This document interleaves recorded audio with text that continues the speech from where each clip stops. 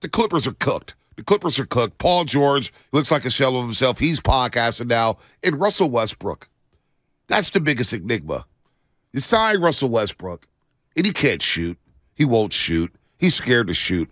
I just don't get why Ty Lue doesn't play him in the dunker spot. You got him on the perimeter wide open, and he's getting the Tony Allen treatment, and now you're playing 405, advantage Golden State Warriors, and they get out and roll the Clippers, especially in that second half. Why do I feel like I almost fear Tony Allen more offensively than Russ right now? Like in terms of as a jump shooter. He's a shell of himself. But I'll tell you, I couldn't believe Draymond's sitting in the paint, and he's not even above the dotted line. Like, he's just sagging off, and they're like, I will give you any shot you want that's not in this paint. Bonte, I couldn't believe it. Yeah, no, it's a sad end to Russell Westbrook's career. A very sad end. And we're going to get to the calls, 888-957-9570. It's a sad end to Russell Westbrook's career. As a former MVP, I've never been a big fan of his game.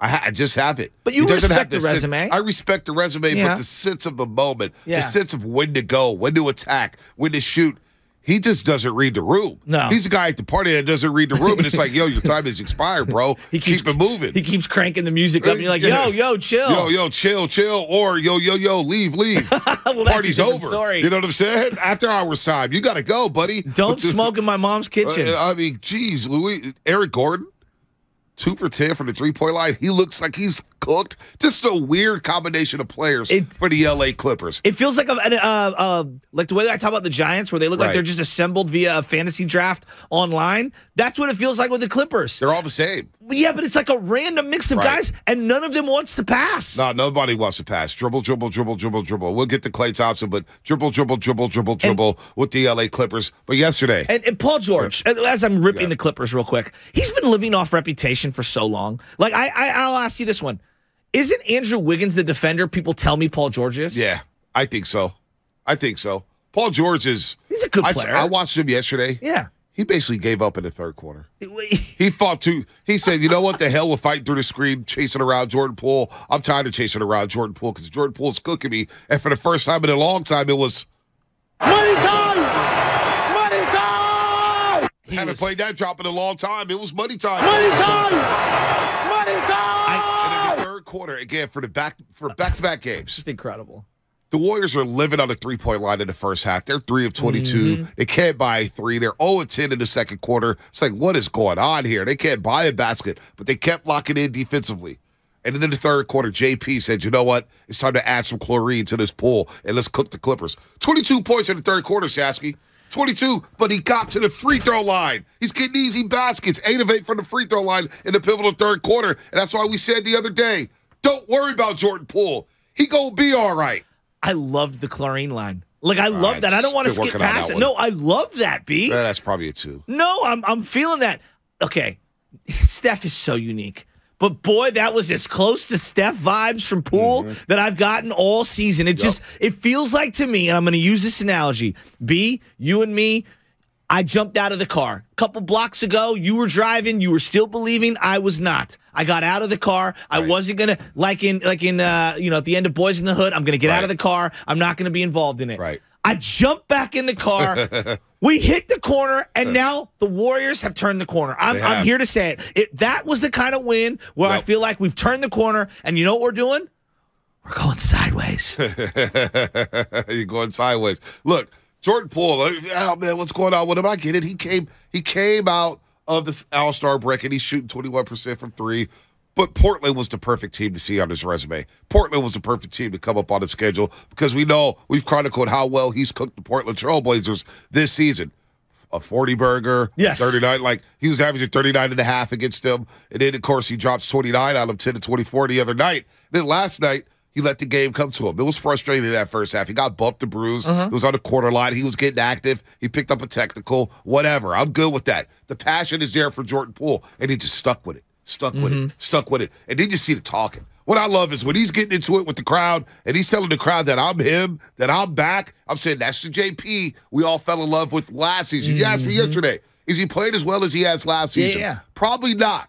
But you know what? He's been asked to do a lot more this season. And last night he stepped up to the challenge with 34 points. Well, you know, he gets all the criticism when they don't play well. And I Look, I get it. He needed to play better. I understand all that. But I feel like he's an easy scapegoat for a lot of people. And then when he plays great like he did yesterday, can we give him his love? Like, he deserves the love that should be coming his way today. The electric little, like, hop, skip back when he ices and then he hits nothing but net. The crowd goes crazy when he starts hitting. Oh, yeah. No, it pops differently. There's certain guys who make the crowd pop differently. Curry, Clay, J.P. Poole, and, of course, Jonathan Kuminga, who is starting to come around. Jonathan Kuminga's coming around game by game by game, and thank God they didn't trade this young man. This young man is going to be a force, defending Kawhi Leonard, defending Paul George, crashing the lane. He's got the three. Dude, Kuminga can do. He hit the corner three. Dude, he hit the corner three.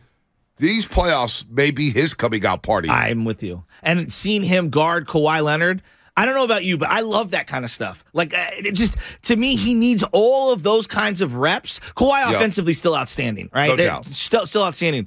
But, like, I just don't.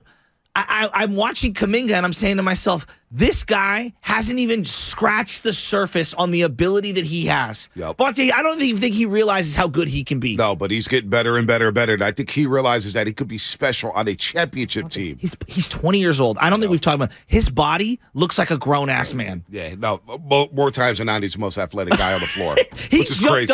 He jumped up to grab a rebound. Van Gundy's like ripping him for the lack of rebounds and this, that, and the other. And I'm like, dude, it has been such an up and down season for the youngsters, Van Gundy. Chill. Well, Stop criticizing Kuminga. Last night he grabbed 7. The Warriors grabbed 60 in all. You're not making shots, or you grabbing long rebounds. Yes, exactly. Offensive rebounding. 15 offensive rebounds for the Warriors last night. Looney with another 8. You had DiVincenzo with 11. And then Klay Thompson. And what Klay Thompson's done during this stretch. You talk about being a leader. Yeah. Setting an example with your actions. All right, he comes out hot in the first quarter. Yeah, he set the tone. Cools down in the second. Yeah. And he just, the way he played, his floor game in the third quarter, whether it's defending Kawhi Leonard, whether it's passing with the hockey assist, whether it's hitting the open shot, I can't get enough of the way Klay Thompson's playing basketball right now. He's awesome. He's turned it up with 19 left to play. If we were to do like a, we do the like Willie Mack Award essentially for the Giants. Yep. Don't you think he'd be their team MVP? That's a good one. Don't you think? Like him or Looney, but he's right there. I mean, Looney's, you know what, you're right. But Klay's right there in that conversation. Like, he's just willed them. So, like, yesterday, that's a game where if Klay doesn't get going early on, it's a totally different game. Right. Like, that's a totally different game. It's probably insurmountable, the kind of lead that they have going. And he's stroking the three. To your point, he played really good defense in that third quarter. Really good. That was the vintage Klay Thompson that we've waited to see. And you're not going to get it for 40 minutes a game. Can you give it to me like, and not just him, but the whole team, for a 7-8 minute stretch like they did yesterday, where it fuels the offense? Yeah, no doubt. Because when you combine all those misses and those big rebounds and those turnovers, and then you fuel it into your offense, the offense just gets going, and then it's an avalanche. No doubt about it. No doubt about it. 7 of 16 last night, 3 of 8 from the three-point line. I mean, I just love the way this team is playing basketball. And then you add in Draymond Green.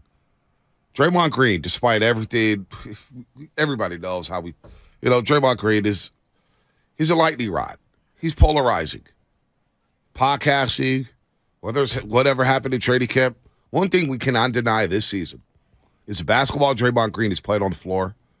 He's played at an all-time level. He's having, dare I say, one of his best seasons of his career. To me, this is a top 3 season of his career. And I was thinking about this last night. What if this team, and I'm getting way ahead of myself, but I'm starting to smell championship. I'm starting to think we're going to be working in June. I swear to God. And you guys laughed at me the other day. I swear to God, this team, I think they're going to be rolling deep into May, early into June. And what if they do? I believe in now. I do. Yeah, you know what I'm saying? I now truly, I have met you in the middle, and I believe now. Because yesterday's type of performance, to me, you've been building on something, and it showed, hey, if we want to, this is what we can look like. And that's all I've been waiting for. And so when you get GP2, Wiggs, and Steph back, Steph's going to come back on his 3-game road trip. It's a lot of backs. I mean, I'm just saying, like, those are – Wiggins and Steph alone, impact heavyweight players. Yes. And now whatever you get from GP2 is a bonus. Yes. Because you got him.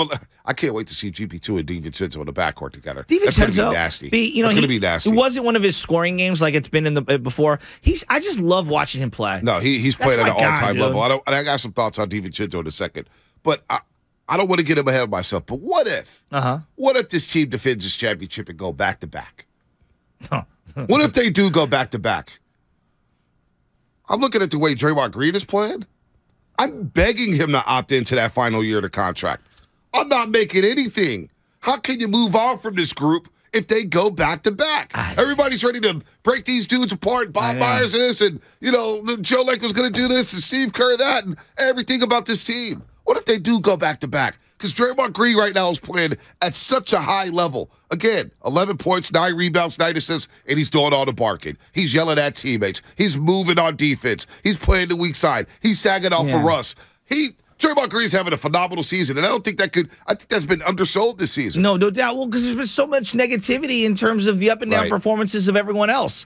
And then obviously he's had his own technical issues, and look at how he started the season, which, people get mad when you bring it up, but it's like, hey, it happened. Like, I wasn't the one who did it. You can't duck it. No. Yeah, exactly. It's there. You know what's funny, B, is that's why I want to just live in the moment. I know all the things that you're saying, and who knows, people maybe like Kevin Durant. We said even if they win it all, he's going to leave because he wants to do something different. Maybe Draymond wants to do something different. Right. But as far as I'm concerned, I want to cling on to these last couple of months as hard as I can. Right. And let me tell you, if the Warriors win it all by basically playing a 20-game season of effort, you want to talk about arrogance? You want to talk about the rest of the league hating the Golden State Warriors? What is the rest of the league thinking right now? Oh, well, they're thinking, dear God, tell me this is not real. Oh, they're saying, we've seen this movie before. Yeah, and if Steph comes back 5. and Wiggins comes back, we're screwed. Yeah, and that's why people like Legler were saying, I would not count out the Golden State Warriors, despite them flirting with 500, despite them being in 11th place just a week ago in the Western Conference. Now they're in 5th place. They're rolling. They're 3 games over 500. They can't lose at Chase Center. No, they're one of the best teams in the league at Chase Center. At Chase Center. And the vibe was... And watching them in the third quarter. So I love to watch the third quarter. Had me hyped. In the tunnel, and I'm just watching it. And they're playing all the beats. Yeah. And the crowd just gets on top of you. Yeah. You just hear them start to roar. And then the hustle play where Jordan Poole misses a 3. He jumps out of bounds. E40 keeps him up. He gets it into DiVincenzo. DiVincenzo finds Kuminga. Kuminga says, you know what? I'm slowing down. I'm going to wait for JP to get back to the three-point line and relocate. Gets it back to JP. He swishes it. And all of a sudden, it's like, it's a party. We got to fill it. This could be dangerous. The Dubs are back. That's when I was like, the Dubs are back. I totally agree with you. That was the play right there. I'm with you on that 100%. It's just, God, Jordan Poole, I'm looking at what he did defensively last night. I'm saying, Jordan, can you just give me that a little once a game? He was unbelievable on both sides. Just give me that kind of 5-minute awareness, intensity, activity. Can you just give me that every game? If you do that, young man, you will be one of the better players in the league. Yep, no doubt. We know the offense will come and go. We know you're going to have moments where you're not hitting.